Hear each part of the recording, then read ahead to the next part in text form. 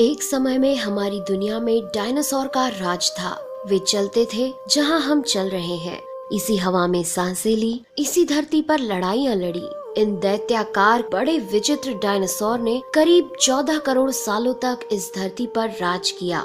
इन dinosaur की कई हजार प्रजातियां थी। इनमें से कुछ शाकाहारी थे, कुछ मांसाहारी, तो कुछ डायनासोर बहुत ही शांत स्वभाव के थे। वहीं कुछ डायनासोर बहुत ही हिंसक और खतरनाक थे। ये उस समय के सबसे सफल जीव थे। लेकिन फिर अचानक ऐसा क्या हुआ? आखिर वह कौन सी घटना थी जिसने इनका नामो निशान ही मिटा दिया? इसे जानने के लिए हमें करोड़ों साल पीछे जाना होगा और डायनासोर्स के उस अंतिम दिन को करीब से देखना होगा।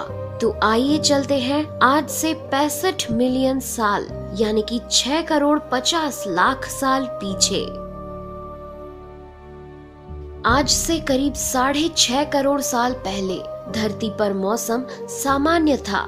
चारों ओर सूरज की रोशनी बिखरी हुई थी। लंबे लंबे पेड़ों से टकराती समुद्र की ठंडी हवाएं और चारों तरफ डायनासोर के चिल्लाने चिंघाड़ने की आवाजें। जब ये सारी डायनासोर प्रजाति बड़े ही आराम से धरती पर अपना जीवन बिता रही थी, तब 10 करोड़ साल पहले ही इनकी किस्मत लिखी जा चुकी थी। 10 करोड़ साल पहले एक छोटा एस्ट्रॉइड का टुकड़ा जो सुदूर अंतरिक्ष से आ रहा था, वह पृथ्वी से लगभग 20 करोड़ मील दूर मंगल और बृहस्पति के बीच बने क्षुद्र ग्रह बेल्ट में घूम रहे एक बड़े एस्ट्रॉइड से जा टकराता है। इस टकराव से उस बड़े एस्ट्रॉइड की दिशा बदल जाती है और वह क्षुद्र ग्रह बेल्ट से निकलकर सीधे पृथ्वी की ओर 22,000 मील प्रति घंटे की रफ्तार से बढ़ने लगता है। जब यह एस्ट्रॉइड पृथ्वी से 3,84,000 किलोमीटर की दूरी पर था, तब धरती से शायद डायनासोर का अंत ना होता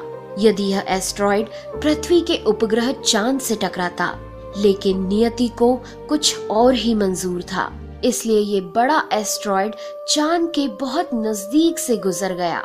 40 किलोमीटर के व्यास वाला 2 ट्रिलियन मेट्रिक टन का ये एस्ट्रॉइड प्रत्येक सेकंड के साथ साथ धरती के करीब बढ़ता जा रहा था। ये एस्ट्रॉइड जब पृथ्वी के वातावरण के संपर्क में आया तो इसकी रफ्तार एकाएक 70,000 किलोमीटर प्रति घंटा हो गई। पृथ्वी के वायुमंडल में घुसते ही घर्षण की वजह से ये एक भयानक आग के गोले में बदल गया। ये इतनी रफ्तार से धरती की ओर बढ़ रहा था कि सिर्फ 4 मिनट में इसने अटलांटिक ओशियन को पार कर लिया। इसकी चमक इतनी अधिक थी कि धरती पर टकराने से पहले ही हजारों जीव आग के इस दहकते गोले को देखकर पूरी तरह अंधे हो चुके थे। ये जीव उस उल्का को देख नहीं पा रहे थे, लेकिन वह उसकी भयानक गर्मी को महसूस कर रहे थे। कुछ ही क्षण में ये एस्ट्रॉइड मेक्सिको की खाड़ी के पास जमीन से टकराता है और लगभग 35,000 डिग्री सेल्सियस की ऊर्जा वाला एक भयंकर विस्फोट होता है। इस टकराव का विस्फोट लगभग 10 हाइड्रोजन बम के विस्फोट के बराबर था। ये विस्फोट इतना शक्तिशाली था कि इसके टकराते ही धरती की लाखों टन धातु अंतरिक्ष में चली गई। टकराव वाली जगह पर 180 किलोमीटर चौड़ा और 20 किलोमीटर गहरा गड्ढा बन गया। विस्फोट के कारण इस गड्ढे का सारा मेटल और पत्थर आसमान में धूल के बड़े बादल में बदल गए। 16 मिनट 40 सेकंड बाद जमीनी टकराव की वजह से धरती के अंदर चारों ओर 11.1 तीव्रता की भूकंपीय तरंगे उठने लगी। इस वजह से समुद्र में विशालकाय लहरों का निर्माण हुआ और एक के बाद एक सुनामी की लहरें चारों तरफ बढ़ने लगी। भूकंपीय तरंगों ने सभी सक्रिय ज्वालामुखियों को दहका दिया, जिसके कारण जगह जगह डायनासोर का विनाश शुरू हो गया। धरती के महाविनाश की प्रक्रिया आरंभ हो चुकी थी। इस भयानक विस्फोट में रेडिएशन की मात्रा इतनी बढ़ गई कि इसके 800 किलोमीटर के दायरे में आने वाले सभी जीव जलकर पूरी तरह राख के ढेर में बदल गए थे। इस महाविनाश में उड़ने वाले डायनासोर इन जमीनी खतरों से तो बच निकले, लेकिन ये तो महाप्रलय की बस शुरुआत मात्र थी। विस्फोट की वजह से जो लाखों टन मेटल, पत्थर और धूल अंतरिक्ष में गया था, वह ग्रेविटेशनल पुल के कारण ठीक 40 मिनट बाद आग के गोले के रूप में पूरी धरती पर बरसने लगे। साथ ही धूल का एक बहुत बड़ा तूफान 6000 किलोमीटर प्रति घंटे की रफ्तार से पृथ्वी के दूसरी तरफ मौत लेकर आ रहा था। ये धूल के बादल कई किलोमीटर मोटे थे, जिसकी वजह से धरती पर सूरज की रोशनी का पहुंच पाना असंभव हो गया। गर्म हवाओं का तापमान 100 डिग्री सेल्सियस से ज्यादा हो जाने के कारण धरती पर पेड़ पौधों की लगभग सारी आबादी जलकर खाक हो गई थी।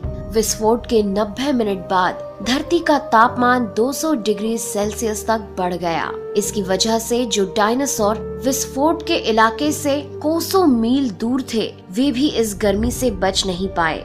इस महाप्रलय से धरती की कुल 90% प्रजाति पूरी तरह खत्म हो गई थी और जो 10% जीव धरती पर बच गए थे, उनमें से भी सिर्फ वही जीव जिंदा रह सके जिनका वजन 30 किलोग्राम से कम था। इसका कारण ये था कि इस महाप्रलय में लाखों की संख्या में जीव मारे जा चुके थे और पेड़ पौधों की सारी आबादी भी जलकर राख हो चुकी थी, जिसके चलते यहाँ जो बड़े और विशालकाय जीव जीवित बच गए थे, उन्हें भरपूर मात्रा में खाना पीना ना मिल सका। लेकिन ये महाप्रलय किसी अन्य जीव के लिए फायदेमंद साबित होने वाला था। धरती पर डायनासोर का अंत एक छोटी प्रजाति के लिए सुनहरा अवसर लेकर आया और वह प्रजाति थी मैमल्स की।